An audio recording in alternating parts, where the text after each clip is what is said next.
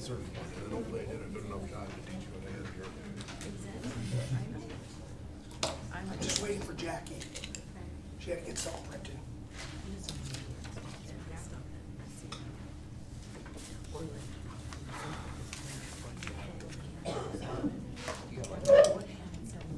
I don't know, just one time.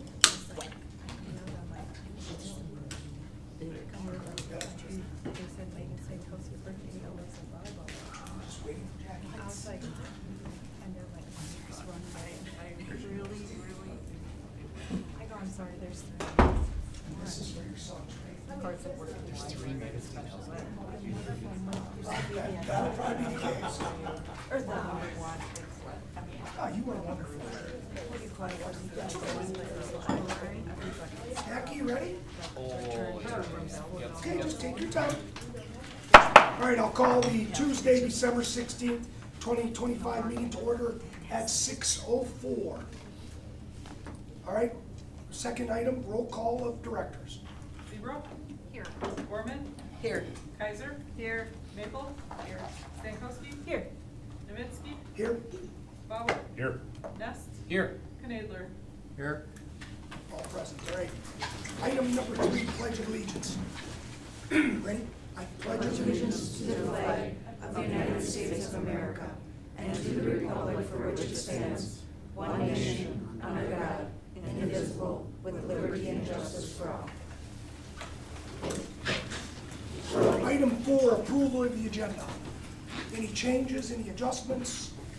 I'll make the motion to approve. We have a motion by Gorman, Second. second by Bauer. All those in favor, say aye. Aye. All those opposed, motion carries. Item 5, approval of the minutes. Minutes from the November 18th, 2025 meeting. I will seek a motion. I'll make the motion. Motion by Kaiser, Second. second by Stankowski. Any discussion? All those in favor say aye. Aye. All those opposed, okay, motion carries. Item number 6, student board report. Welcome. Thank you. Good evening. My name is Ruby Slowicki, and I'm back for another month of highlighting student successes in the high school. Winter activities have officially started, and we're about to start finals this Friday. Skills USA attended the District 5 competition at Slinger High School on November 20th, and everyone came in first, second, or third place in their category. They also attended a Green Bay Gamblers game on December 13th. Forensics has officially begun the season, and members are picking up pieces to rehearse and perform. FFA held its Christmas party on December 8th. They had food, games, and lots of holiday fun. In addition, they wrapped up their fruit sale to raise money for a trip to the Mall of America and the world's toughest rodeo. Concert choir students were busy baking for the Christmas craft sale on December 6th, with all proceeds going to support their fundraising efforts for the competition in New Orleans. The high school choirs also held their winter concert on December 13th, showcasing all their hard work over the last few months. The boys basketball team battled against Little Chute on December 13th, where the non-conference final in overtime was 74-75. The jazz ensemble and symphonic band had their winter concert on December 13th, where they performed the pieces they had been working on. It went extremely well for their first concert of the year, and they'll begin working on pieces for their next concert. Girls basketball battled against Eau Claire Memorial on December 15th, where the final score was 52-55. FCCLA was busy preparing the Christmas craft sale all month, working at the craft sale, and had a meeting today to wrap presents bought with money earned from the craft sale for a family in need. Finally, the high school recognized the outstanding academic achievements of dozens of dedicated students during the annual awards ceremony. 34 sophomores were recognized for having a 3.8 plus GPA, 28 juniors were recognized for having a 3.6 plus GPA, 39 seniors were celebrated for a 3.4 plus GPA, and 7 seniors were also celebrated for achieving a composite score of 30 or higher on the ACT. They were presented with the Distinguished ACT Excellence Medal. That's all I have for this month. Thank you. Thank you very much. Nice job as usual. Thank you. You can leave or stay if you want to. I'll stay, see what That's everyone's awesome. doing. Awesome. Just remember the small people when you make it big. Item 7, special presentation. A, discussion possible decision donation from the International Brotherhood of Electric Workers. Yeah, we have a handful of donations up this month. The first is the IBEW donated $1,500, $500 per building to help offset the cost of student lunch balances. I mean, I'm only in my second year here, and I know they've done it every year since I've been here. And I think they've done it much longer than what I've been here, so we really appreciate all their effort and work for that. And obviously the typical thank yous and everything. Yep, all going out, and I'll then make we're the going the motion link. to- We have a motion to accept the donation from Gorman, I'll second. second by Kaiser. Any discussion? All those in favor say aye. Aye. All those opposed, motion carries. Item B, discussion and possible decision donation from Janet Hansford. Yeah, same concept. They donated $1,000 to be used to help offset the cost of needy student lunch balances as well. So we really appreciate them. As Paul alluded to last time, it'll be in, the thank yous have gone out, along with the tax deduction form, along with, it'll go in the next link, which I think is in February, I believe. So we always recognize donations in the link as well, so. Is that Jim's wife? Does anybody know? He used to be the airport manager. Mm-hmm. He was very supportive. He used to do the Young Eagles flying with our Yep. school and everything. He's Yeah. very supportive of kids. Yep, so Right, we great. once again want to thank them for their donation, and we recommend approval of the donation. I will seek a motion. I'll make the motion. Motion by Gorman, I'll second. second by Stankowski. Any discussion? All those in favor? Do you have discussion? I just have a question. Okay. So when we get these donations that offset the student lunch balances, how is that applied? How do you use the discretion to, does it go in just a pool? How does it? Yeah, it goes in a pool. Typically, we allow the lunch individuals to kind of decide how they see fit, but it goes in a pool. And then anybody that has a negative balance that is of need is who they use to offset the cost for.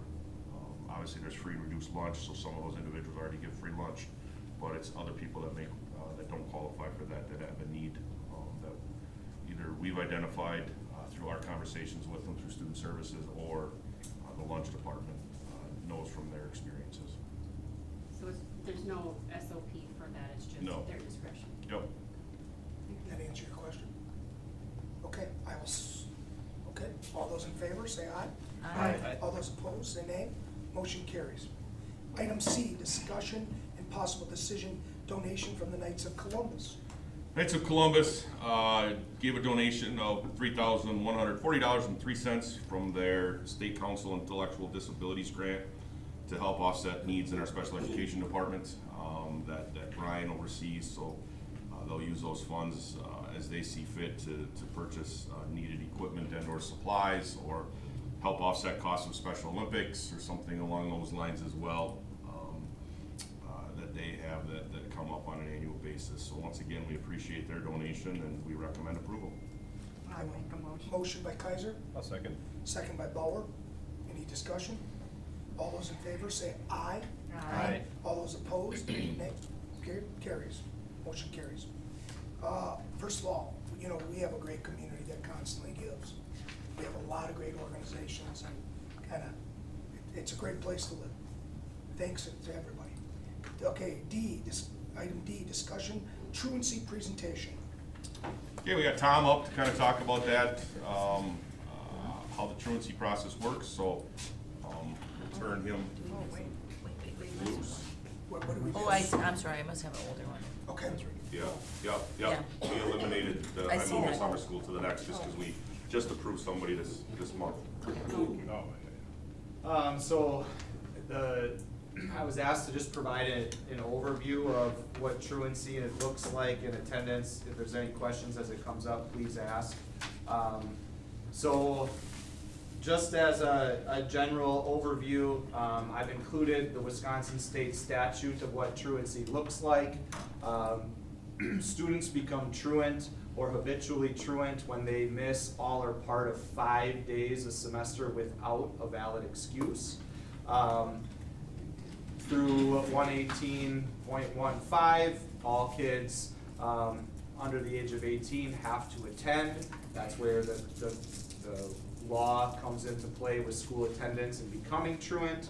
And then there is a subsection 3C in which Parents are only allowed to excuse their students from school for up to all or part of 10 days in a school year. That does not include professionally excused absences, so doctor's notes, therapists, counselors, any kind of professionally excused absence would not count towards parents. So throughout this presentation, we're going to be talking about two different elements to help understand what truancy looks like.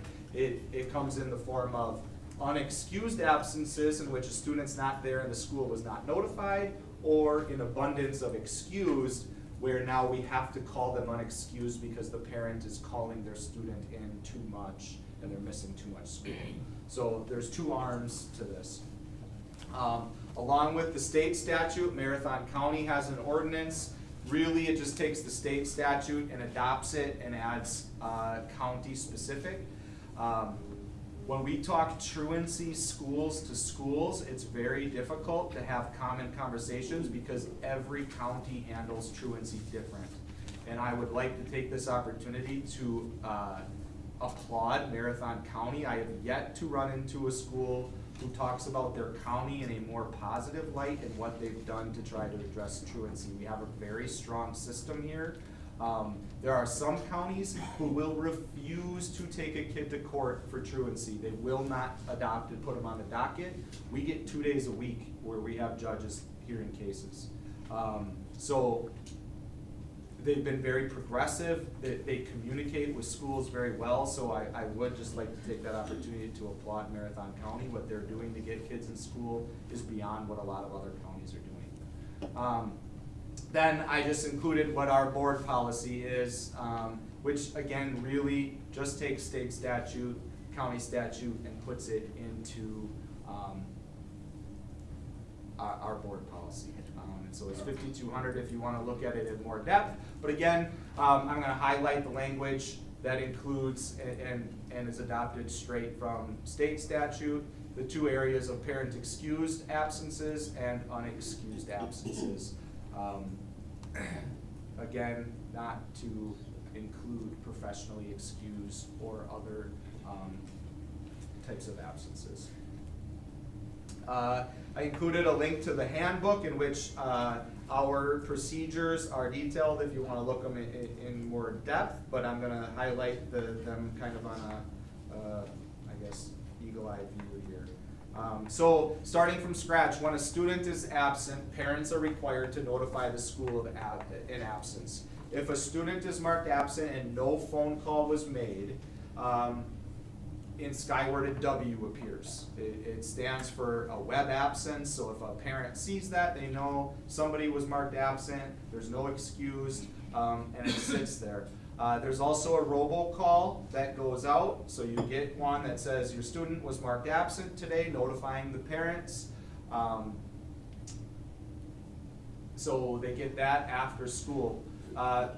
Parents have within 48 hours to call and rectify that before it comes in unexcused. So understanding that life gets busy, maybe everybody in the household was ill, no phone call was made, they have time to recoup, call the school, notify, hey, I didn't call in, however, so-and-so was at home sick.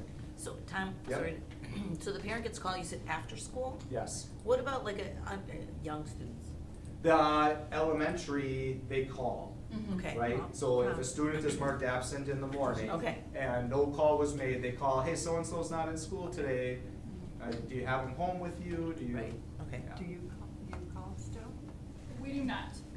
So they will be marked absent, and then we target it and monitor that every week. So if we're seeing a pattern or anything like that, we'll do follow-ups and kind of reach out to our families that way if we see the pattern. But I do believe we send out emails and things like that if kids are missing periods, just to kind of hunt them down, because in the event of an emergency, obviously we need to know where they are. Because I remember calling after a certain time, then I would call. I think and- what's happened on some of that, Donna, is the robocall.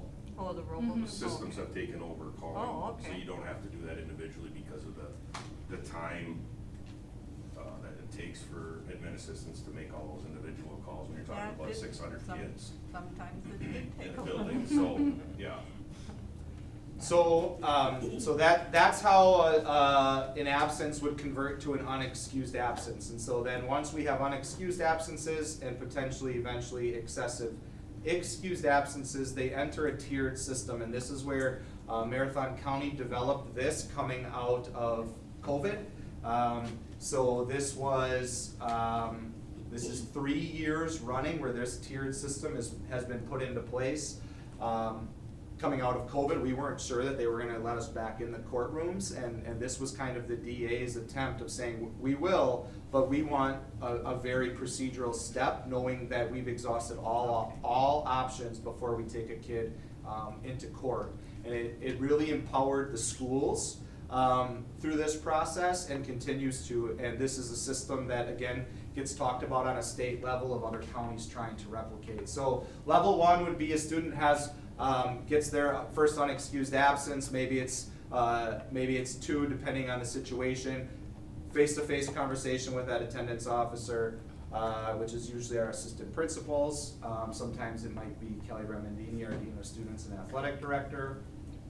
Hey, you were marked unexcused, what happened? There might be some kind of local consequence, a detention, something like that. But it is that initial conversation of what's going on, why didn't someone call, where were you? It's digging into some of those facts, understanding what happened. Are you notifying, if it's a split household, are you notifying both sets of parents with the robocall, or just the family one? Parents opt in when they do their forms on where. Oh, so they want can the get it, so calls. both of them could get it, okay, great, thanks. Level 2, so if a student reaches 3 or more unexcused, or this is where that 10 excused threshold might come in, there's gonna be a second meeting. Now counselors or another staff member who maybe has a relationship with that student is roped in into that conversation of trying to understand. There's a student school refusal assessment scale survey that they're taking. What that's trying to figure out is identify the root cause. Are they staying home because they want to be with family? Are they avoiding social situations? It's geared at trying to find what that barrier to attendance is so that a plan can be put in place to address that, to get that kid to come back to school. Again, now we have documented not just robocalls but phone calls to parents of, hey, this is going on, what's going on. A plan is developed, whether that's maybe a schedule change, a regular meeting with the school counselor, maybe we're looking at an at-risk referral, referral for mental health counseling, depending on what that survey might come up. If a student is a IEP or a 504 student, that team will meet to determine is attendance impacting that student's ability to reach their goals. In this situation, if applicable, that 10-day medical letter would be sent home saying, hey parents, you've exhausted all of your days. From now on, we need a professional excuse or they will be unexcused. Please call the office to set up a meeting with what goes on there. Level 3, now a student becomes habitually truant. They've reached 5 unexcused absences in that semester. We've got a review of the file. We've got a formal notice being sent home of habitual truancy. 3rd level meeting. Within that letter is stated that you need to call and set up a meeting so we can discuss attendance. In that 3rd level meeting, there's a parent survey that can be filled out for their perspective as to why that student is not coming to school. Again, looking at conditions and interventions to avoid truancy citation. Some of the possible solutions up there, again, maybe at level 2 they didn't go the route of counseling, maybe level 3 the determination is counseling. Here, Officer Krause tends to attend those meetings. Now we can be threatened with a municipal citation, so you can cite them under municipal statute without having to go to the county level. He can write a ticket, they can go to the municipal court. And so that team meets to decide if that's the right course of action. In that meeting, parents are provided the formal handout explaining the truancy process, telling them now your son or daughter is habitually truant. These are the steps that we'll take if this continues to be a problem. Level 4, if they continue, now the students have to attend what's called an attendance correction committee. This is a requirement that must be documented before the court will hear any habitual truancy cases on a student. So now this is a team that meets.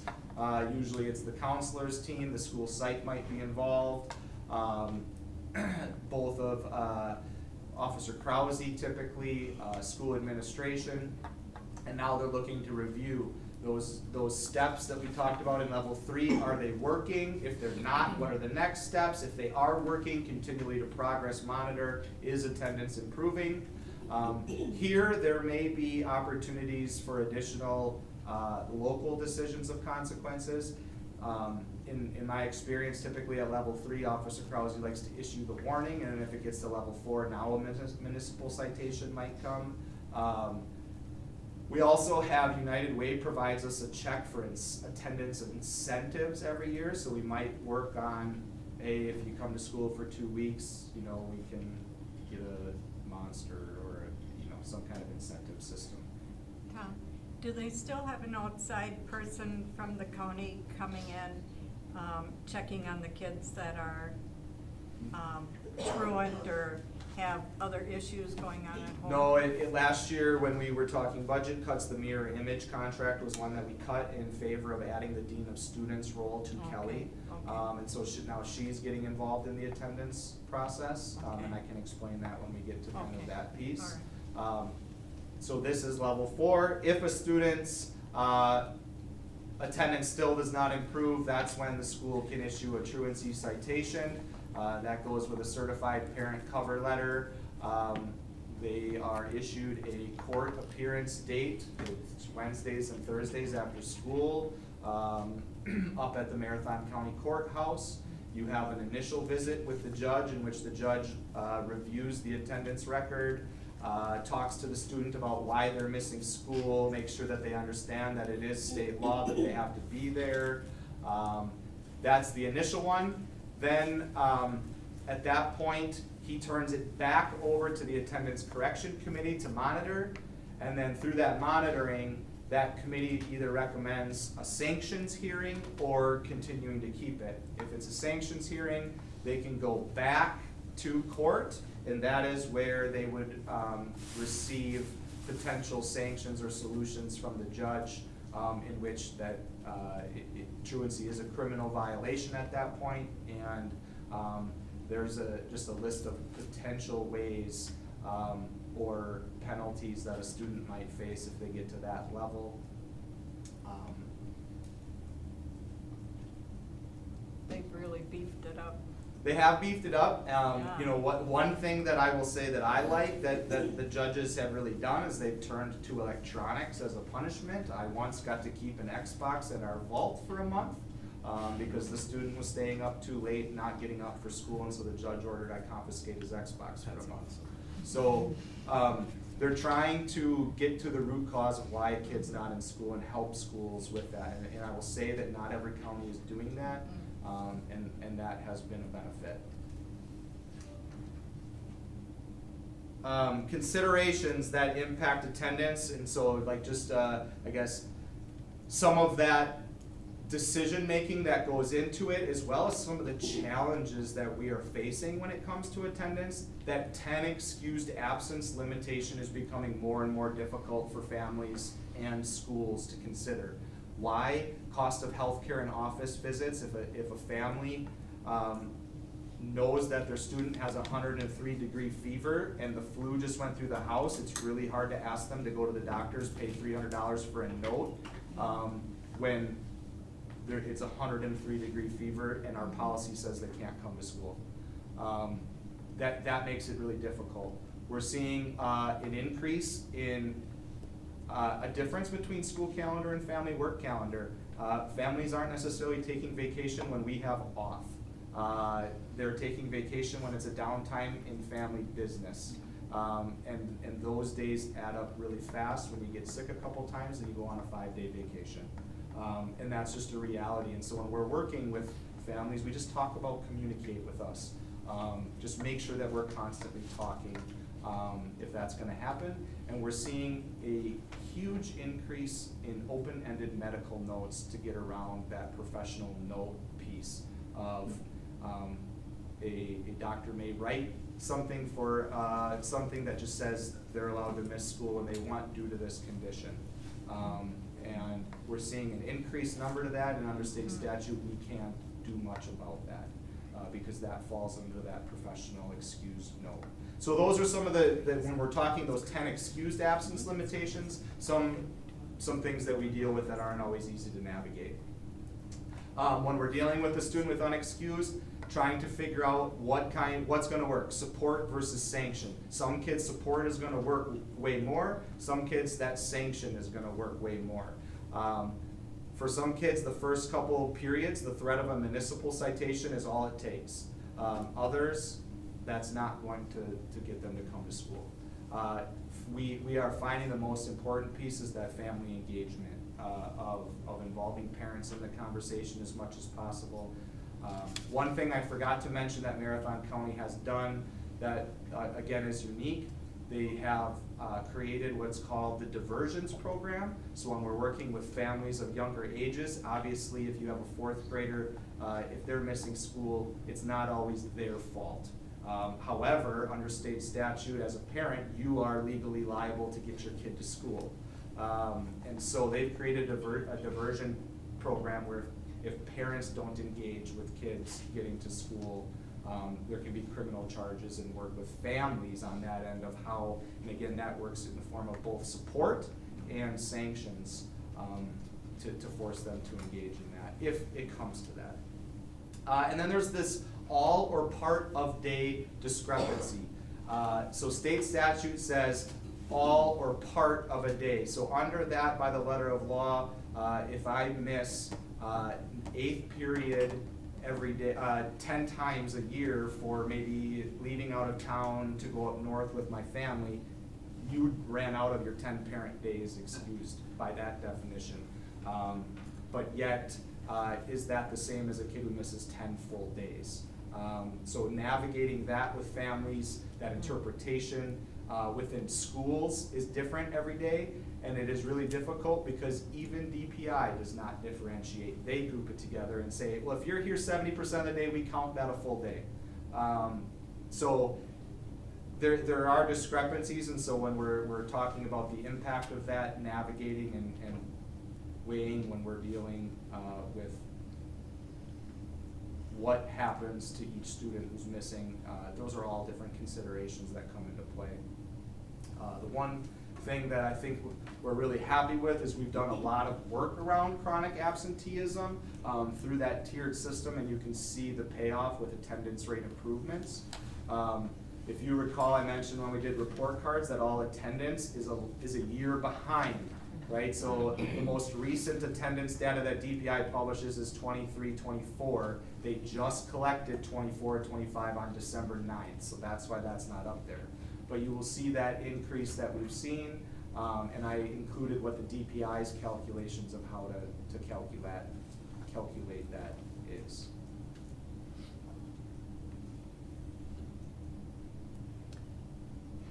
So how has the attendance been this year so far? I mean, I can say when I did this, I looked at our numbers coming from our system, and it's right in line with like that 8.9%. You know, so we're above 90% as a school. When I look, we're closer to 94, 95. I mean, I don't know if you want to weigh into I feel like it's repeaters. I mean, we see a lot of that, and just trying to navigate with those families, what that looks like. It really just depends, I guess. But I feel like as a team, we've gotten better about keeping on track and looking at it week after week after a week, so kids aren't slipping. So I do feel like because we've been more deliberate about having those meetings and having those conversations with families, they recognize we're not the enemy, we're just trying to help, and we want to see their kids in school each day. So I feel like we've really seen some gains. I feel like we're doing the best that we possibly can, and I can't say at the middle school level right now, we have not had to pursue anyone to court at this point. That's awesome. Good. Would it benefit, once we get an extra SRO, to introduce that a little bit sooner? As you said, some of the students that seems to put the fear into a little bit more, so? Yeah, maybe, Just a thought, especially if you're not, if it's not like a repeater. yeah. Yeah, and part of that is when we deal with like, sorry, I'm assuming you're referring to like the citation? Right. Yeah. Sometimes we're at the mercy of what the police department feels is the best call too. And so what they ask us to do at that point is decide, is this a kid who is going to progress to potentially the county route, or is this a one-time thing? Because what happens is they don't like to issue that municipal citation if we think this is a student going down that route, because it creates double court dates. And the system gets kind of confused, and even the county asks us not to sometimes. And so it's kind of that decision-making process of which avenue do we think is gonna be best for that student. And some of the times it's for parents, like sometimes we talk with parents about like, this is an option, sometimes they're like, please issue that immediately. And sometimes, you know, they wanna avoid it, but, you know, so that's why that family conversation engagement is really important. Thank you. Any other questions? That's great. Thank you, Tom. Thanks. Appreciate it. All right, item 8, public forum. Public forum provides the public with the opportunity to ask questions about or address issues, including school board agenda or non-agenda. Do we have anybody? No. Okay, let's move on. All right. Item number 9, consent agenda. Was there anything that needed to be pulled out? Was everything approved? Okay, I will seek a motion to accept. Got a motion by Bauer? Second. Second by Gorman. Any discussion? All those in favor say aye. Aye. All those opposed? Nay. Motion carries. Item 10, discussion and possible decision, approval of monthly voucher list. I'll make a motion to approve. We have a motion to approve by Nest. I'll second. Second by Gorman. Roll call vote. Hold on, catch up. Sorry. I got behind a little bit. Ness and Gorman, right? Yep. So we're starting with Ness. Yes. Nadler, Yes. Zebro, Yes. Gorman, Yes. Kaiser, Yes. Maple, Yes. Stankowski, Yes. Nowinski, Yes. and Bauer. Yes. Motion carries. Item number 11, discussion, possible decision, acceptance of monthly treasurer's report. I'll make a motion to approve. Motion by Nest, I'll second it. second by Kaiser. Any discussion? Any discussion? I will seek, all those in favor say aye. Aye. All those opposed? Roll call that. Roll We call. go Oh, roll pardon me, call. roll call, thank you. Okay, so Thank you. Nadler, Yes. Zebro, Yes. Gorman, Yes. Kaiser, Yes. Maple, Yes. Stankowski, Yes. Nowinski, Yes, Bauer, Yes. Ness. Yes. awesome, motion carries. Item 12, new business. Item A, discussion, possible decision, 26-27 school calendar. Yeah, there's one recommended change that we're gonna ask from what you see in front of you, and that would be to move the in-service date from March 29th to March 5th, and then move the end of the 6-week rotation to March 4th. Just fits better with the calendar in regards to the 6-day, or the end of the 6-week grading period. Other than that, everything else stays as we talked about. Last month, we had a conversation with staff, each building principal worked through it with their BLTs. So this is what we're, administration is recommending approval of. Any, Can you talk about that soft start date again with the, is that mandatory for all the students, or will that count as an absence if? It won't count as an absence, it's designed for, it's technically gonna be summer school, because it's before September 1. So you can count it as summer school minutes, which then increases your FTE count, which then helps your budget. Will we have to run a full bus route for that day? We'll have to wait and see how many kids we have, we may have to. But you're right now, you're paying for 175 bus days, so that would be one of the 175, is what, a lot of schools run something similar to this and they have found success with it. I'll make a motion to approve. Have a motion by Jankowski, I'll second. second by Bauer. Any discussion? I'm sorry, go ahead, I was just gonna ask. So I know the last couple years we've done spring break the same week of Easter. Is that, are a lot of the surrounding schools doing that, or would you consider, I've heard from families that they don't, some families that it's just sort of a conflict, having spring break that same week of Easter, having to make that decision of going on vacation or maybe being home for the holiday. I know Greg's gonna make a comment, I'll just make a comment. Whenever you talk about the calendar, you wanna talk about differences of opinions. Usually it's around their holiday schedule, their vacations, and so the calendar is always tough. Now I'll let Greg comment. I guess I would say that commonly, when you look at where Easter falls this year, you'll see a lot of schools butt up to it. Reason being is if you moved it, let's say you moved spring break a week earlier and ran it the 15th to the 19th, then you'd be coming back for 4 days and you take off the 26th. Right.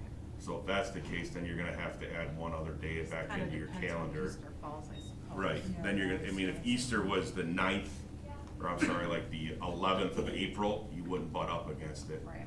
But it happens to fall, I would say it's fairly common when it falls in March that people take advantage of that. Because otherwise you'd be looking at, let's hypothetically say we did move it to the 15th, then we take off Good Friday the 26th. We take a week of school off, come back for 4 days, and then have a 3-day weekend for Easter. So then the 26th, you'd have to add that day back into the schedule somewhere else, which then means you might have to come back to school. I mean, then you're adding it somewhere else, adjusting, Christmas, taking a day away somewhere else, running school just the 7th, then it's, building the calendar is No, I one of get the it. least Just favorite wondering. things to do on an annual basis. Just curious. Yeah, no, good question. It's fairly common. I would say when Easter falls in March that people butt up to it. Just because it eliminates that extra day you have to take off. Right. And the only question I was gonna ask was, are you gonna have a different one for the 4K for the Mondays off? Or can we put an extra, something on this calendar to reflect that? They have to go to school on Friday for just those kids that go on Mondays. We will look at that. Obviously, if the board approves the move from the 29th to the 5th, then we're really only looking at maybe 1 or 2 Mondays Right. on here. So, if the board approves this, then we'll go through the minute count with the 4K and, Or just maybe add an extra. and it'll be added, we might just give them a separate calendar because they would like to see a separate calendar because they have 4K Monday, Right. Wednesday, Tuesday, Thursday. So we built a separate calendar for 4K this year. We probably do the same thing next year. Okay. Any other questions? No. Okay. Did we have a motion? Yeah, we have a We have a motion and a motion. second. Okay, all those in favor say aye. Aye. All those opposed, nay. Motion carries. I said. What? Oh, 8-1. It's 1 nay.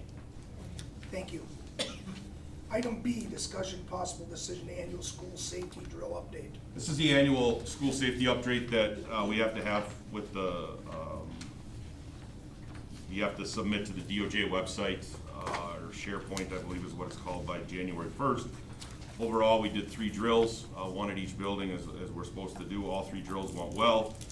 Students and staff are adjusting to the new procedures that we have put in place.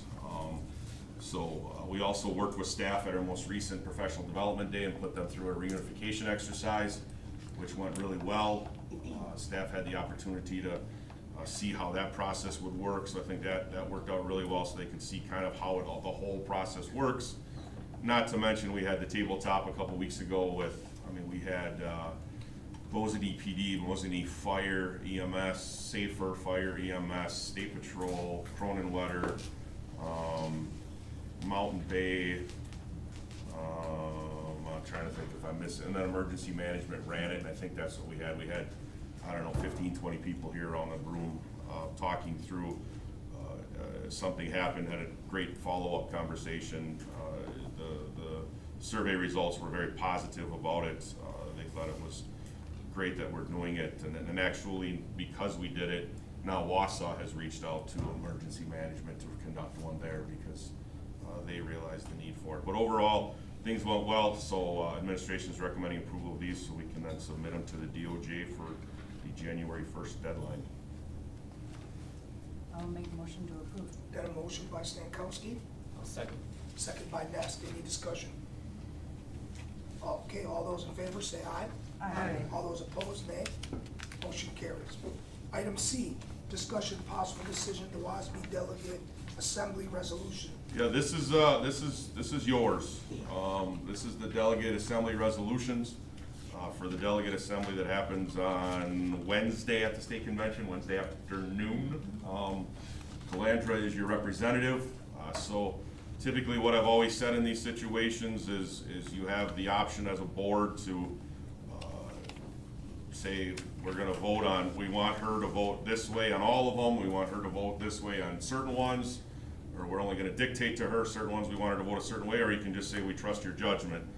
The one thing I would say is if there's sometimes amendments on the floor, which then means that what you see in front of you may not actually be the resolution that's voted on in front of the assembly. And I've been through one assembly virtually, I've never been through one in person.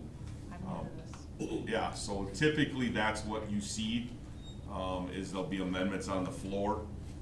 But like I said, and the other thing I'll tell you on this, and then I'll let you guys talk about it, is these WASB resolutions, you're not agreeing to law by any stretch of the imagination. This is basically telling WASB's lobbyists what stance they should take on certain bills that come before the legislature. So by no means is WASB getting to create law or policy, it's just the stance of the School Board Association on certain issues that may come before the legislature. So that's all I have to say on that. I read through this, there's a lot. Yeah. I mean, this is really a lot. I don't know how you want to handle it. In the past, we've always made the motion, accepted it, that the person delegate uses their best judgment. So moved. Yeah. I have a motion by second. Gorman to allow our delegate Calandra make her own decision. Second by vote. And second by who? Bauer. Bauer. And additionally, what we would do is we would say, if a board member has a strong opinion one way or Yep. another about it, then you just email her and Yep. she can take that point into consideration as she casts her vote. Yep. Fair enough. And again, like Greg said, this is not law. This is just what they're gonna lobby for. Like, any more discussion? Okay, all those in favor, say aye. Aye. All those opposed, motion carries. It's a different format they used this year. Yeah. Yeah. Yeah. It Looks is. different to look at. Interesting reading material. Yeah. No, seriously, there's some things in there that Well- could be a little controversial. Right, and the CISA also has some of these Delegate. delegates, and we were given information about a couple of pertinent ones that they're concerned about. And the one thing that they've done too at WASB to make the process quicker is they had a couple delegate assemblies that went till like 5:30, 6 o'clock because people were wordsmithing like, Yeah. you know, Grammatical, is yeah. should be am or whatever you're talking about. I'm terrible at wordsmithing, that kind of, they get into wordsmithing, like, you know, where a semicolon should be versus a comma, and they've kind of taken that out of the equation from the people, so the delegates can't debate that kind of stuff anymore. Good. Item D, discussion possible decision, strategic plan, portrait of a learner process. Yeah, I'll turn this over to Tom. You know, we had our second session a couple Fridays ago now. You can kind of see some of the work that has happened with that going forward, and kind of the process that we've been using administratively with the portrait of a learner, portrait of a graduate. So I will turn this over to Tom to present kind of the process that we've gone under. As part of his role, he is taking kind of the leadership in this. So I'll turn it over. Sure. I guess I would start by saying a lot of the rationale behind some of the work we're doing, we've shared already, a lot of the statistics, right, about disengaged students, changing changing expectations in the workforce, and just trying to get a better handle on how to make school more relevant, how to make sure that our students and our graduates are better prepared, and how to really increase the value of a Mosinee High School diploma the best that we can. And so all of that is a backdrop as to the rationale why the work that we're going through is happening. So I don't want to rehash all of that, so I didn't include all of that, but just reminding of those presentations that we've given throughout the year. So what I'm hoping to do today is just share the process, kind of review some of the stuff that you did see, but really dive deep into what we're doing and hope to do with the Portrait of a Graduate, and then just give an idea of how this might fit into a strategic planning process. Not that this alone is a strategic plan, but how it fits into that process, and how hopefully we can kind of work together through that and get an idea. So that's kind of what we hope to do here. So starting back, if you recall this summer, we talked about the work we did really trying to align a lot of the instructional practices that we're working on, all within some pillars to create an alignment from the initiatives that we do, the EE feedback that we give, and that evolved into the creation of, or at least the draft of, a Portrait of an Educator. This picture of the things that we value, that we know are high leverage, that lead to student learning, and those pillars were student-centered learning, instructional excellence, collaboration in community, and professional growth and leadership, right? So that all evolved with talking to our staff, different staff meeting activities, what makes a really good teacher, how do we know when students learn, what's present in the classroom, what do we value out of really good coworkers, what do we expect out of our coworkers? If we want to build the best possible school and district, what are those standards that does? And started as a way to define culture and really evolved into the foundation of what we want. And even through this, I would say that there's edits that need to be made as we continue to work. This needs to be a living document. It needs to continue to come to surface and continue to define and clarify, and as we work with teachers, help understand what that looks like. But really the purpose, like I mentioned, is that alignment, and how do we take all of this stuff that we're doing and move it in the right direction, and leverage it so that it's not more on plates, but it's all directed in one area, and that it all is leading towards our ultimate goal, and that's increased and better student outcomes for the students in our building. And so again, it's a work in progress, but that foundation was needed to address some of those learning outcomes and how we bring it forward to our staff, how it lives. And so that was kind of the first step. But the big piece, and the piece we want to highlight, is this idea of a portrait of a graduate. And how I would define this is creating clarity around what are our expectations when a student gets a Mosinee High School diploma. What does it mean? What are those essential things that we're going to say made up their experience here in this building? And so when they apply for a job, how do we connect what we're saying our kids can do with what's expected of them in the workforce? And how do we make those connections? And how do we build that?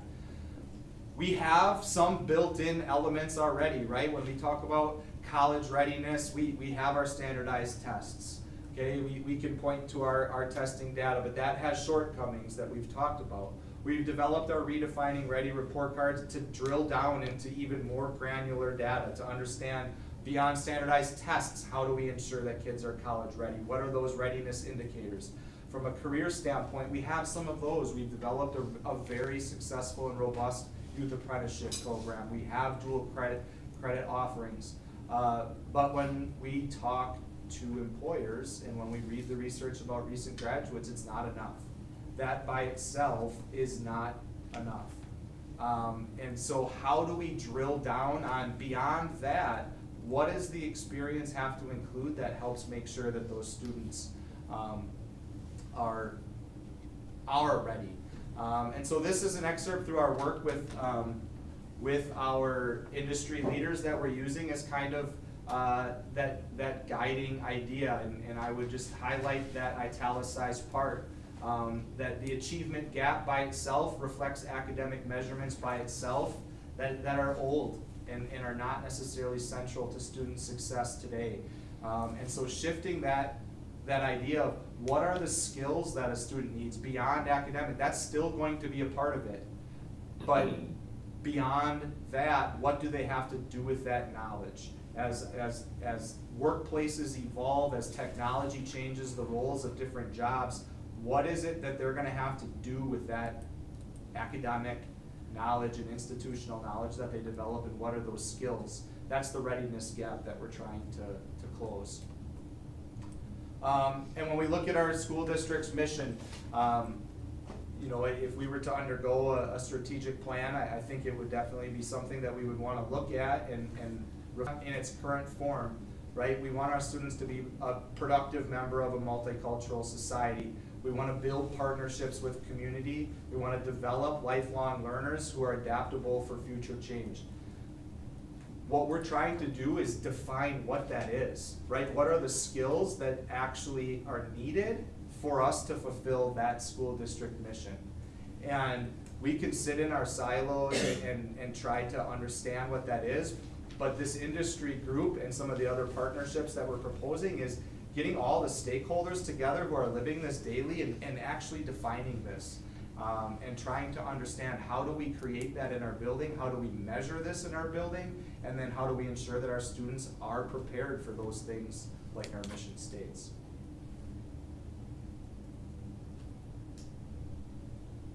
So process as we develop that and how we would propose continuing to move forward. So we've had 2 industry group meetings that really serve as the baseline. We shared a lot of national data with you earlier, right? But what it's really important to understand is we can take a look at the Economic World Jobs Forum of 2025 and the predictions for 2030, but that those world outcomes and that world research isn't necessarily defining the experience in Marathon County, right? And so the purpose of this is to actually get local data. Is this research true in what you're seeing? Right? Our success and health as a school depends on the vitality of our local community and our local economic labor market and being able to produce. So this industry group has built immense partnerships. It's helped us define and understand what our local companies are saying is needed and where those trends are and where those shifts are to try and help us better prepare. We are scheduled next week, Tuesday, to engage students in some of this work, understanding what are their feelings about their future. You know, Joe, in instructional programs, you mentioned some of that fear of, like, we're looking at careers, but what is that career gonna look like in 5 years? We wanna get a better understanding of what are student perceptions of their future outlooks. How do we best address that? But then how do they also interpret some of this information that our industry group is providing, and getting their feedback? Does your experience here in our high school actually meet the needs of what the local employers are telling you that you need, and help us understand how to bridge that gap, generate ideas of how to change our school experience so that way we can do that. We're working on a parent feedback survey that will collect their input on a lot of this information. We have plans for a teacher rollout of this industry data to collect feedback from them. And then ultimately, we would love to present this data to you guys to amend, craft, make, and adopt what this portrait of a graduate would look like. Additional considerations that we're thinking about is, how do we continue to engage parents and community in the learning around the need for some of this shifts? We're looking at you know, different community informational nights, considerations of either a speaker or a film to help with that. And then another thing that came out of our industry meetings that is an incredible idea, and we're trying to figure out how to do this, but how do we strengthen our past graduate network to get feedback of our 1, 2, 3, 4-year graduates out? Are you ready? What were the roadblocks? What could change in high school to better prepare you? But how do we strengthen that network and communication? So within the industry focus group, here's kind of how it worked and what was done. So the first session was centered around four questions. And so the first 20 minutes was really informational. We shared what our current school accountability system looked like, how we measure student learning, how we have developed a local report card to better assess where we're struggling to find information around some of these skills. And then we wanted to hear from them. So their work centered around 4 key questions. What are the top skills needed for young employees to succeed in your workplace? What are the top skills currently missing in your new employees? What future trends do you anticipate in your industry that students need to be ready for? And what are some ideas that you would recommend high schools consider to support and bridge this gap? So those were the 4 major questions, and you have them up here if you want to see kind of their data. Under the first meeting outcomes, I hope if it's a PDF that link works, but that links to a spreadsheet that highlights the 5 skills if you want to look at them in more depth. But it all came down to 5 major skills that they've identified that they see as increasingly important, increasingly a gap in young employees, and the skills that they think high schoolers need to be able to demonstrate. The first is communication and interpersonal skills, the ability to know the audience that you're communicating with and appropriate communication to that audience, whether that's written, spoken, whatever that is. Critical thinking and problem solving. I heard routinely in just about every group, students' academic knowledge is beyond what we have ever seen. But they need a standard operating procedure of how to go from A to B to C to D, and they're really good if that's in front of them. But when they see a barrier of when B doesn't go right, the ability to problem solve without asking the direct supervisor of how to do this is a major gap that they're seeing. Self-management and personal responsibility, included in that is general professionalism that they're seeing. Continuous learning, curiosity, and coachability, the ability to continue to learn, the self-drive to want to learn something new, and the ability to take constructive feedback and not get hurt feelings, but want to grow from that constructive feedback. And then digital literacy and adaptability, just the idea of the constant change, not necessarily knowing specific programs because those are going to be routinely able to change, but the ability to learn new programs and adapt as those programs either shift in and out. So the second meeting then, we took those 5 skills and then attributes that they listed under those skills, and we asked them to dive deeper and give us more information about what that looks like. And so we asked them 4 questions there. 1, we listed the attributes and we said, which of these are the most important? And tell us if some of them are like so-so, and which ones are really important. Then we asked them, please provide examples and context of what these skills look like in your industry, understanding that what that skill looks like in banking and finance might look different than what that skill looks like on a shop floor, right? So context, we wanted context of what that skill looks like. Then, what does successful demonstration look like in this workplace? So if you get a new employee who's doing this skill really well, what does it look like? Help us understand what that success criteria is to measure whether or not our students can hit that. And then just any additional notes, were there skills missing? Where there's skills that are overvalued here that you think aren't as important as what the first meeting made seem. Just other additional supports high schools can provide. And so that second meeting outcome, just additional data to build that continuum of if we're talking about these skills, what do they actually look like in the workplace, and what are they looking for them to be able to demonstrate. Here is a list of participants who have been part of this process.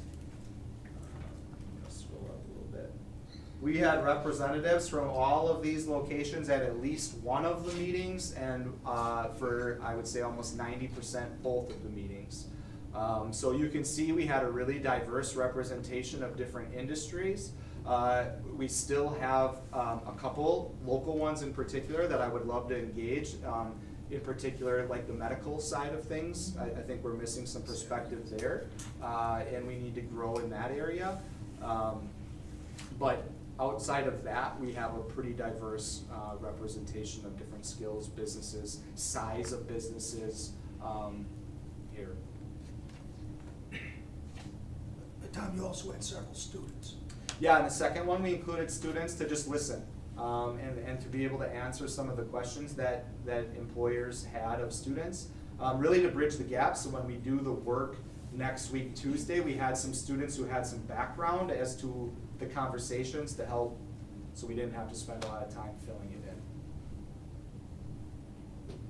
Overall feedback and outcomes, we left the second meeting and placed 2 YAs immediately.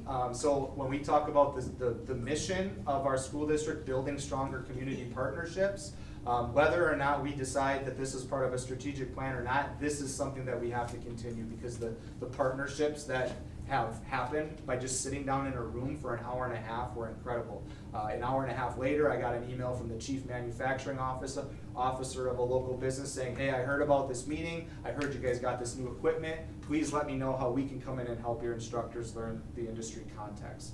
Right, so these different partnerships that are happening and the feedback from businesses about how we can continue to work together has been really strong.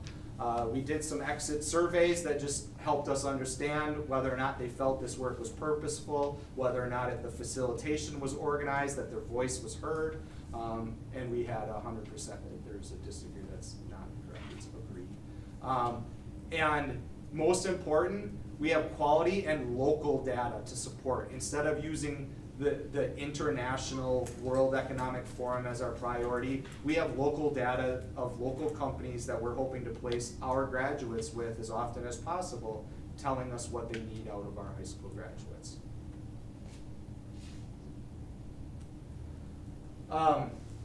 So from a school standpoint, we can build a portrait of a graduate, but work that still needs to be done and how this fits the scope and sequence of a potential strategic plan is, it gives us an end goal of what our graduates want to do, so we can backwards design what these skills look like all the way through our system, right? Because we can't expect a freshman to come in and never be exposed to feedback around problem solving, and then in 4 years expect them to be perfect, right? So how do we build those skills in a continuum all the way through, but also knowing that it's going to look different, right? We have to build the foundations of a learner. If we want students who are able to persevere through a problem, be resourceful in finding answers, and being able to ask the right questions, right? We have to have a strong foundation. They have to have a really good foundation of how to read, the early literacy, a strong conceptual math understanding at a very early level, that K2. From there, we're helping them now understand how they best learn, right? Getting them to be self-aware of their strengths, their weaknesses, their passions, the things that they don't like to do, so that when they get to high school, right, we're pairing them with the right pathways, the right course selections, that we're not just taking courses because our friends are taking them, that we're taking things that we know what we're really good at, we know what our passions are, we know what our future holds, so we can start to create those pathways. And what does this look like in the scope? I think it's really important to note that we're not at no point suggesting that skills and mindsets that come out of this work is replacing anything academic. They go side by side. But what we're saying is it's no longer enough to be able to simply recall facts and regurgitate what we learned a half hour ago. It's that, can we take this academic knowledge that we're learning and actually transfer it and produce a product, right? Can I do some research and create a presentation to the right audience and demonstrate that I know the correct form of communication? Can I reach out to an industry expert, write a professional email, and set up a way to learn from somebody else on a topic that I'm studying? So this is not a one or another, it's how do we meld them, knowing that simply recalling facts is no longer enough. And we heard that from our employers, that they're fine at that. Right? But how do they take that knowledge and actually transfer it to create something for a business, to help redesign a process, to help make a company more efficient, to analyze data to make more money? All of those go together, and that's what we're suggesting. Some examples of some others, I just threw this in there to help understand that we're not the only ones doing this work and going down this pathway. In fact, a couple states have developed this statewide. Here in Wisconsin, that hasn't happened, but there are other districts doing this work. Where this could fit into a strategic process and how these two processes can come together. Again, I think it provides an opportunity for backwards design. If we can gather all of this data and work together to paint this picture of what we want our graduates to be able to do, it gives us a model that we can make the rest of our decisions about. So when we're talking budget, does it align to what we want for our students, right? When we're talking facilities, are our facilities decisions being made around this backbone of what we want out of our students? When we think strategic plan, right, you have a lot of different pillars. And this provides that framework for what that teaching and learning that pillar can be, and how we can prioritize different decisions that we make. It also gives us that local definition of what college, career, and life ready is. We have data around college career. There is no data around life ready, right? So engaging parents to talk about what are you fearful about your kids not being ready to do when they graduate and are off on their own, and how do we work together to support that work? What are you fearful of your student not being ready for after high school? And really coming up with a clear definition. Like I said, when they get that piece of paper and cross the stage, what are we ensuring that piece of paper means? What kind of experience did they have, and what are they ready for with that? And I think it just provides that framework. It engages perspective of all different stakeholders to come together and create that strategic plan around this portrait of a graduate.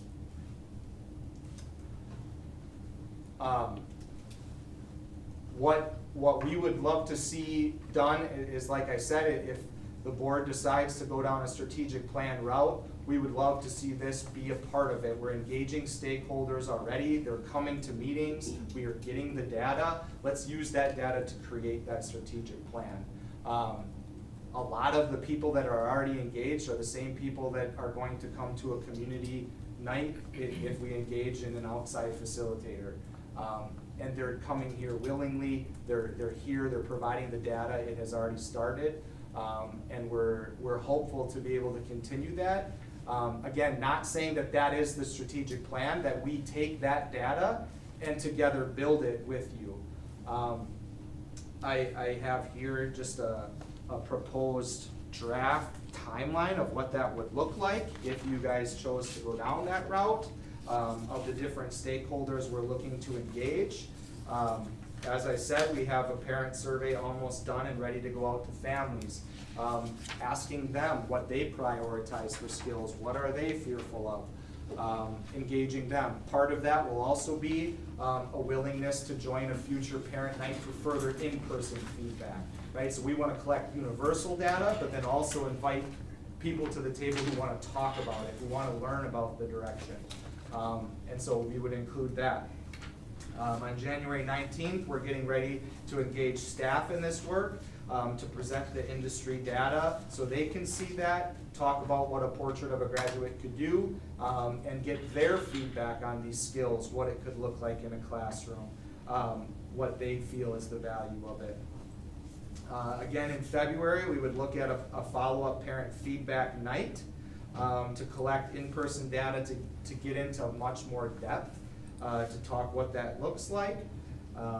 At that point, we would want to bring all of that data to you guys to say, okay, here's what we're seeing, here's what people are saying, here's what it could look like, and build it with all of you on what that portrait of a graduate could look like. Once that would happen, we would engage the industry group one more time with whatever a draft looked like to get additional feedback. What does this look like? How do you guys feel about this? And then we would talk about additional open community and parent nights to get additional feedback once we had something that we created with their data. And then hopefully at the end, or after we collected all that data, you guys would amend and adopt and create whatever else additional steps around a strategic plan you would want, whether that's a facilities, we have the 10-year plan that you can use, whether that's budget, any other arms of a strategic plan that you typically see. Yeah, I mean, and I would say that the process that is laid out before you, we actually discussed and finalized a little bit of it today during our admin meeting, is I think probably a larger collection of data and inputs than a traditional strategic planning concept where you come for 3 sessions and it's run by somebody. I think this process is gonna take longer, but I think it's gonna provide more data and more input from various stakeholder groups, including the school board. We'll have plenty of opportunity to provide data and input as well in this process. And I think it's just, I think at the end of the day, I think it's gonna create a better product, and a product that's living and breathing and as easily to adjust as needed. And it's how we operate. It helps define who we are. Just discussion. Yeah, question. Have you ever talked about course requirements? If you're changing this route where, say, a student decides later and all of a sudden he might not have all the elements to graduate because of the requirements, are we gonna look at that avenue to where a kid might not graduate because they're not getting all the required classes in, if they wanna go down a certain different type of pathway? I guess, correct me if I'm not understanding you correctly, okay? We would still be bound by high school graduation requirements. A student wouldn't be able to navigate that. Okay. Right? Instead, what you might see is, let's just say, I'm a social studies teacher, so I'm gonna use that as an example, right? What we might talk about is, instead of, in a world history test, I give 25 questions of multiple choice, the range of thinking that I expect the student to do with that knowledge is probably limited. We might be talking about, how do I incorporate this skill, right? Maybe I create a simulation in which,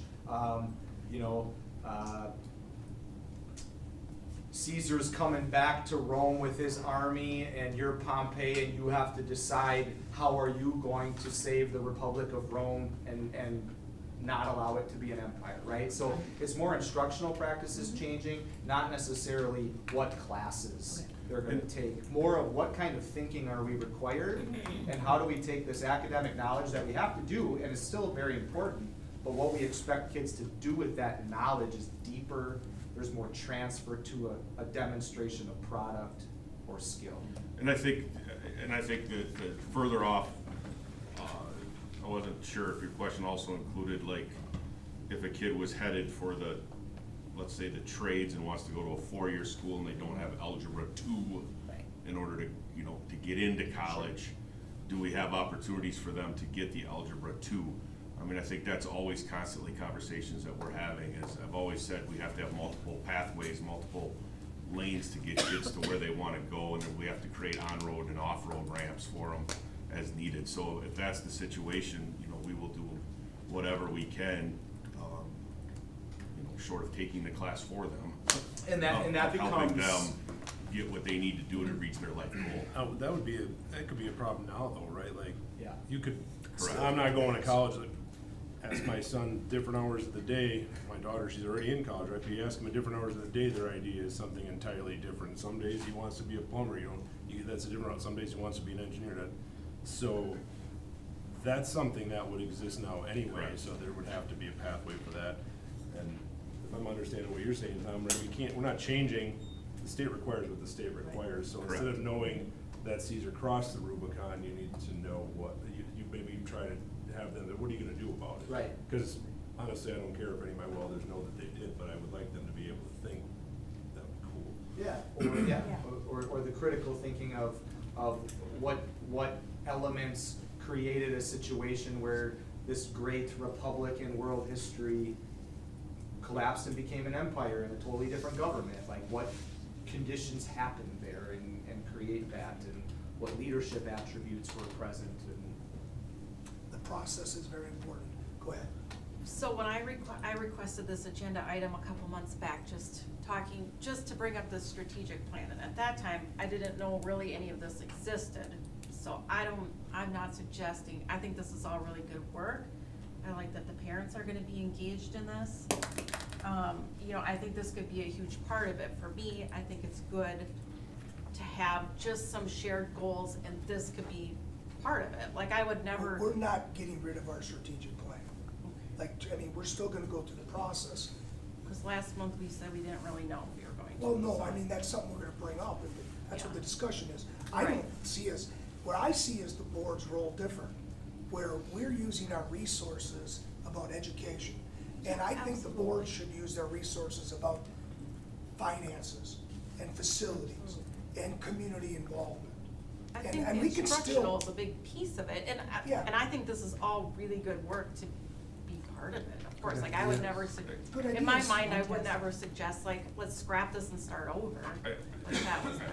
I think the question really doesn't necessarily come down to a strategic plan or not. I think the question becomes, what's the process you wanna have to result?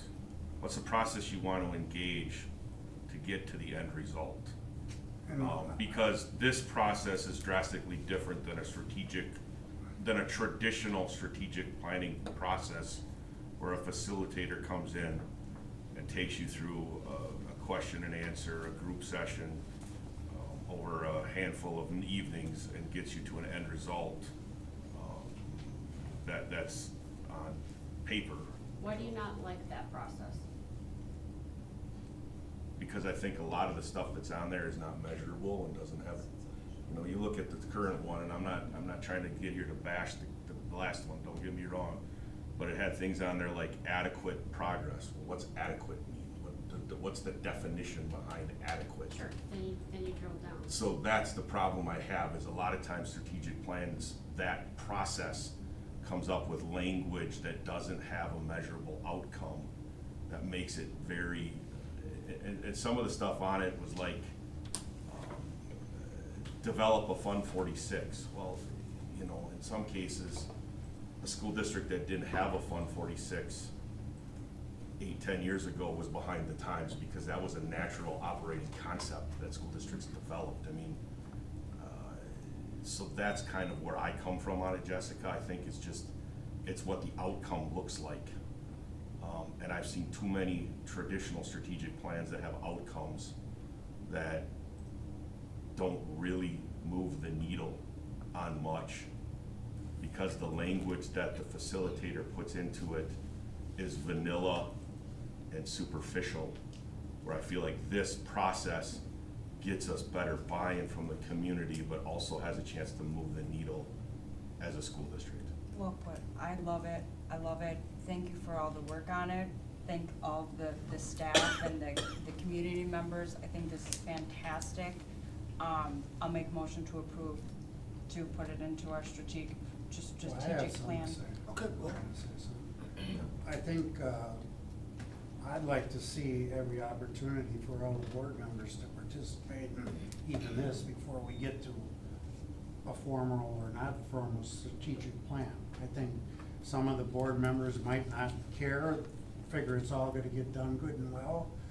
Some might be interested in learning some of this stuff, participating, and I think maybe some of it is because it's done at certain parts of the day where some members of the board can't get there.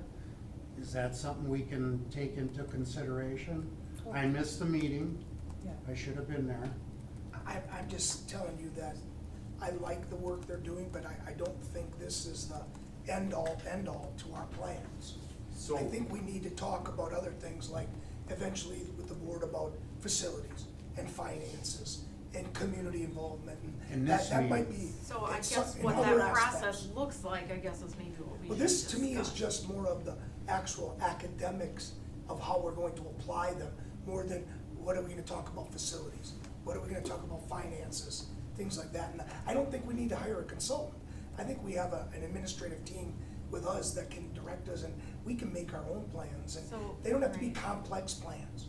And I shared, I agree, and I don't know that we need to hire someone formally, but I would like to see like the board sit down and say, well, these are our goals, and then align them with what the administrative goals are in the community, and that's all a huge part of this, I mean, That's what we're just to looking have a do. formal, like, how is this process, what is this process gonna look But like how do of you a think strategic a plan? board goal is gonna be different than like the community's goals or Well, the it educators' could goals? Like, easily wouldn't be. they be pretty much, we all have the same goal, don't we? Of course. So what do you mean by that then? But also, I think it's helpful to a lot of the board members if they wanna participate in this Yeah. kind of stuff. But we all were It's a invited learning last process, month, and one person came, but we were all Well, invited. Right, I- but it was kind of last minute and we all, a And- lot of us. I didn't know weren't about it. ready. before we get out of hand, I think you need to understand that we will have meetings to finalize a strategic plan. Just so you know, and we will have board input, and we will have administrative input and community input.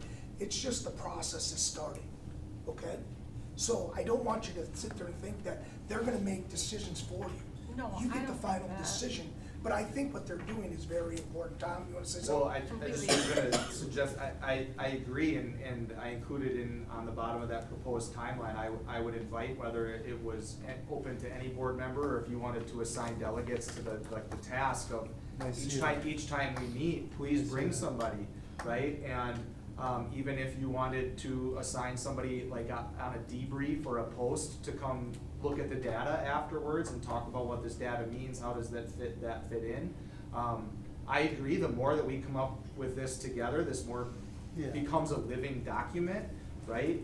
I think, sometimes the fear, especially in an ever-changing world, when we develop a 5 to 7 year strategic plan, by the end of the 5 years, the goal we had 5 years ago is no longer relevant. And so creating one that can become a living document that we review as part of our continuous improvement process, as a board holding the school district accountable, but also the school district moving that forward through that initiatives and action steps, I think is important.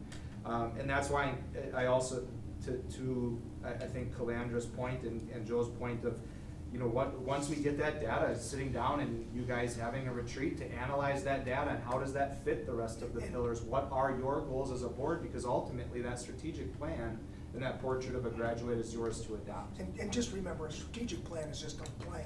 It's a Right. long-term plan. And that's Well, where I envision we're gonna go. I might be misunderstood, because last meeting, I thought we talked about that we were gonna kind of decide at this meeting whether we were gonna have a strategic plan or not.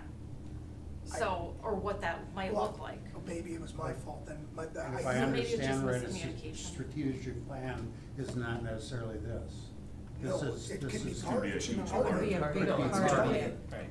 Yeah. Like Tom, like you had mentioned too, you're building this backwards, not forwards. You're not starting with a board saying, here's what we're dictating the end result needs to look like, and then having everybody else adapt to that. We're saying, here's what students need to come out of school with. We're getting that feedback, and they're gonna bring it back to us and say, how do we feel the board can support that? I've been involved in 8 strategic plans.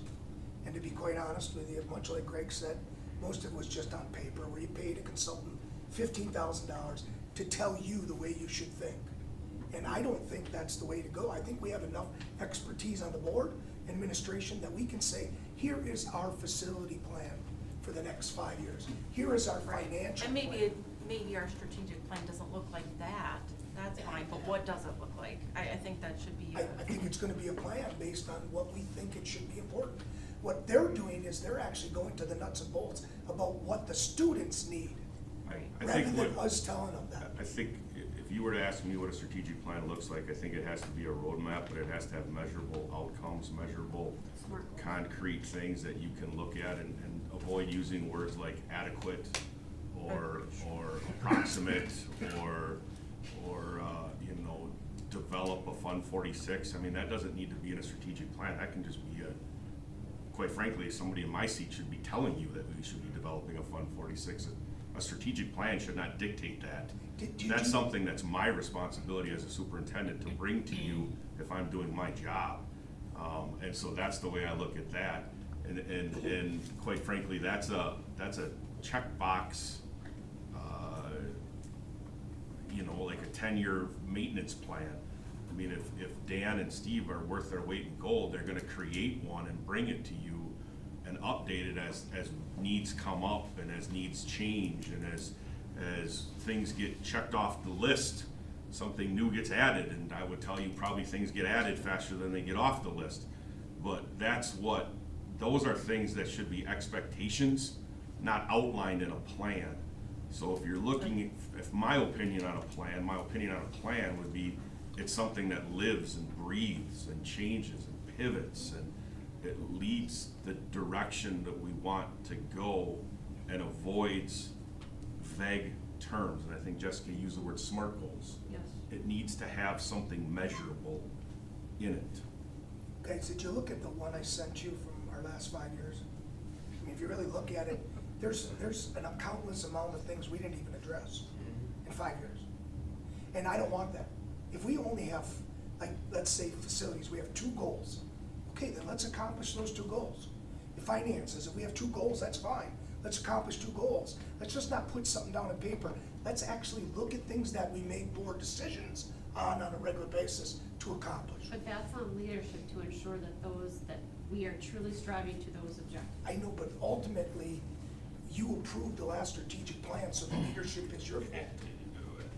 Yes, but also, the I know. administration is the one that's saying. I'm this not is what saying we you want. personally, I'm just saying that we had a strategic plan that we didn't accomplish probably 60 to 70%. And I think the part of stuff. that was probably turnover of administration and Yes. other things Could be. that led to some of that. I Well, think and I think some of that's it part of was, the point, like, administrators sometimes come and go, and those goals need to be there.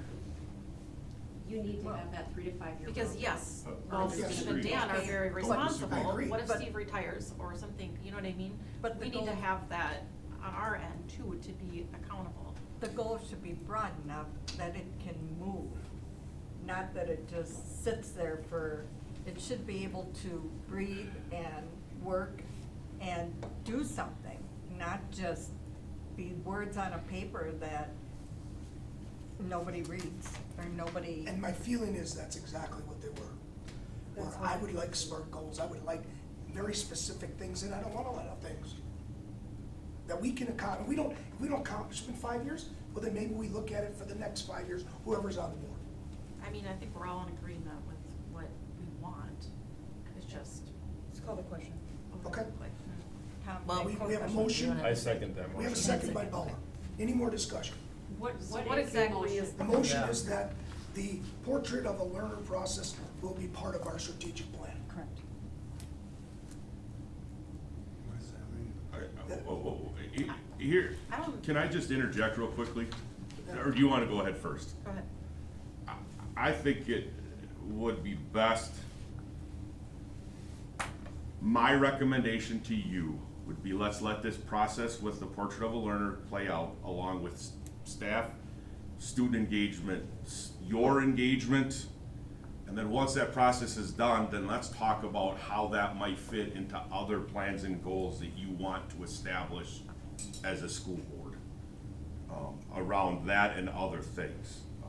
Because, I guess, I understand there's a motion and a second on the floor, but like I don't 100% really understand what we're making a motion and a second. I Like, what would- direction are you giving The us? direction is to continue in the route that you're going, and let's continue Things down that this. Tom was talking. Yeah, let's continue down this path, continue to do this work, continue with this timeline, and let's continue to let this snowball into our strategic plan. And all board members are welcome to all of this. And then at some point in the How spring many is of when them we are at would night sit when down board and. members can? The I- plan, go from there. yes, the plan that we've talked about for a while now is a board retreat where we would go for all of this and take the board through a similar type process that we've taken the industry people for your opportunity to provide your input, insight as well, as we go through this process. So, Joe, to clarify your question, why that was in the morning was all of our industry partners were given a doodle pool and included after school night times. That was the only way I could get the majority of them Okay. here. And so the purpose of that was industry feedback. So we went with the time we could get the most representatives. The parent and stuff like that would be at night, because it'd probably be the exact opposite, right? But they saw that as, this is part of their work opportunity, so it was part of their day to come and share with us, and so it was in the morning, so we could get the So you most won't be participants. annoyed if I make it to a lot of this stuff? Not at all. I wanna make sure I'm sure on the motion, so can you rephrase your motion? So my motion would be to continue down this path and have it continue with this, the timeline that Tom has given us, and to continue to do this and have it develop into, be implemented into our strategic plan. Take strategic plan off the top of your, and then call it something, and that would be the motion is approved. What's her This motion, so she document? gets. My motion would be to continue down this path, What is that path called? We're gonna Portrait call of a learner the process. portrait of a Portrait of a graduate learner process. learner Okay. process, and to continue with the proposed developmental timeline. With the aim that- of including this into our strategic, incorporating it into our strategic plan. That's my motion. We have second by Bowman. Any more discussion? The one thing is, Greg, I would like us to start coming up with a time frame for the development of our strategic plan, dates, possible dates, things so we can start making plans for this. Just to be clear, I want everybody to understand, I want easy, simple goals that we can work on, rather than having complex goals that mean nothing to us Or to the district. or to the district. Would it be too much to ask that when anything significant happened on this, that we could have 10 minutes in here, so Yeah. that people that can't make it to some of these things would be at least kept up to date and have a little input? Tom, could you even film it for people that wanted to watch it? You could send it to them. Anytime we have a person. Okay. Yeah. But I gotta tell you, I've taught for 35 years. What I saw last Friday was really good work. I mean, we made more, I don't even care what happened, we made more connections where people came up and said, hey, I'd like to get involved from the community. I'd like to go do this, I'd like to do this. And so we made probably 5 or 6 business connections that were incredible. And I think there's people on the board here that would be like to be involved in that Yeah, I more, agree. if it's possible.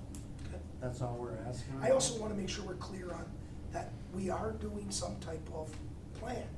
It's just a matter of, this process was started, and I think it's a good process. To everybody else's point, I definitely think we need input about the community, facilities, finance, things like that. Okay. We have the motion.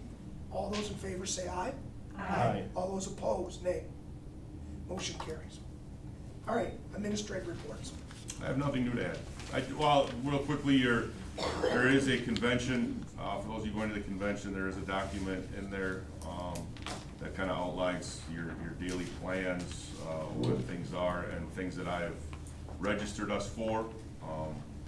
Once we get closer, which will be the January board meeting, will be the day before we go, we can have any final plans, conversations, discussions about it. And then we can also communicate as we're down there, texting each other, whatever, to make sure everybody understands what's going on, when, where, how, and why. That's all I have. Anybody, any other administrators? Okay, thank you. 14, item 14, other reports, the WASB report. I don't have anything additional, we talked about, State convention. well, the state convention. Yep. And I'm glad to see a lot of you are going, which is awesome. It's a great opportunity. Okay, item B, CISA 9. Okay, CISA 9 at our November meeting, we learned a lot about CISA finances, which I was quite surprised. I did not realize that CISA gets no government money.